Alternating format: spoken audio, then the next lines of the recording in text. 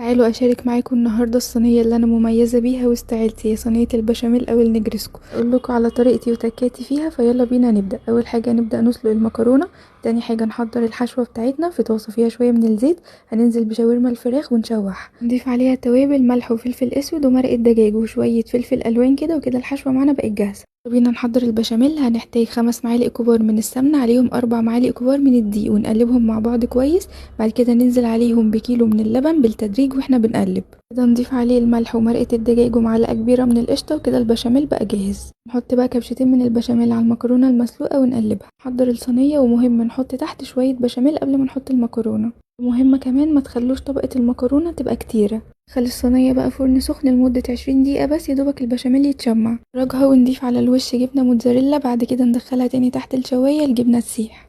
الفيديو المنتظر بقاله اسبوع هو فيديو الكوردون بلو بالتفصيل. انا هنا اقول لكم كل حاجه بعملها فيه. عايزه اقول لكم دي الطريقه اللي انا معتمداها حرفيا بقالي 6 سنين. فيلا بينا نبدا. في الكبه بقى هنضيف صدور الفراخ اللي حسب الكميه اللي انتوا هتعملوها. بعد كده هنفرمها فرم ناعم ونحط عليها التوابل، هكتبها لكم هنا على الفيديو. ونبدأ نعجنها كويس بالتوابل ونشيلها بقى في التلاجة شوية قبل ما نشكلها. هنجيب بقى كيس تلاجة شفاف، هندهنه بشوية كده من الزيت بسيطة، ونحط عليه طبقة فراخ تكون رفيعة شوية مش تخينة عشان يستوي معانا كويس. وانا حطيت الحشوة بتاعته لانشون فراخ وشرايح شيدر وشوية موتزاريلا، وبدأت الفه واقفله كده كويس بالشكل ده. ممكن تحطوه بقى في طبق وتشيلوه في الفريزر وهو كده زي ما هو، بس انا بحب الخطوة دي. الف كل واحدة لوحدها كده في ستريتش، بتخليهم كلهم قد بعض. بنسيبه في الفريزر على الاقل 4 ساعات. بعد كده تاني بنطلعه ونبدا نعمل التوبينج بتاعه. نحطه الاول في دقيق، بعد كده في بيضه عليها شويه لبن، واخر حاجه في الفيجيتار. وبعد ما بنخلص كل الخطوات دي بنشيله تاني في التلاجة لمده ساعتين قبل القلي.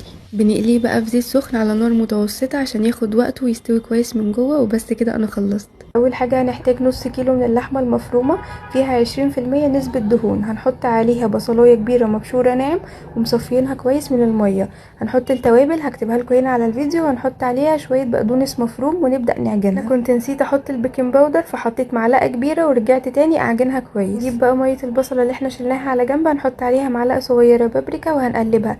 دي هنحتاجها واحنا بنشكل الكفته. نبدا بقى نبل ايدينا بميه البصل دي ونبدا نشكل بيها الكفته بالطريقه اللي نحبها. خلوا بالكم بقى شكلوا الكفته طويله حبه لانها بتكش شويه لما بتستوي. التسويه بقى ممكن نشويها على الفحم، ممكن نحطها في صينيه وندخلها فرن على درجه حراره 220 لمده 15 دقيقه. مين قال بقى ان الشيش طاووق لازم نعمله في اسياخ؟ تعالوا معايا دلوقتي هوريكم طريقه خطيره بتتبيله مميزه جدا. هنشويه في الفرن وكمان معاه خضار مشوي. مقادير التتبيله هسيبها لكم هنا على الفيديو. وانا هنا استخدمت للشيش اوراق فراخ مخليه، سبتها بقى في التتبيله دي لمده ساعتين على الاقل في التلاجة. بعد كده بدات اشتغل بيها. وحجم الشيش هنا ممكن تقطعوه او تسيبوه سليم زي ما انا ما سبته، فده اختياري لينا. في وصفه بقى النهارده هجرب اشوي الشيش على الصينيه الجديده بديله الاير فراير. الصينيه دي بقى ليها استخدامات كتيره قوي، فاحنا ممكن نستخدمها كشوايه ونشوي عليها الاكل في الفرن، ممكن نطلع عليها الاكل المقلي، فهي بتحافظ ان الاكل يحافظ على قرمشته.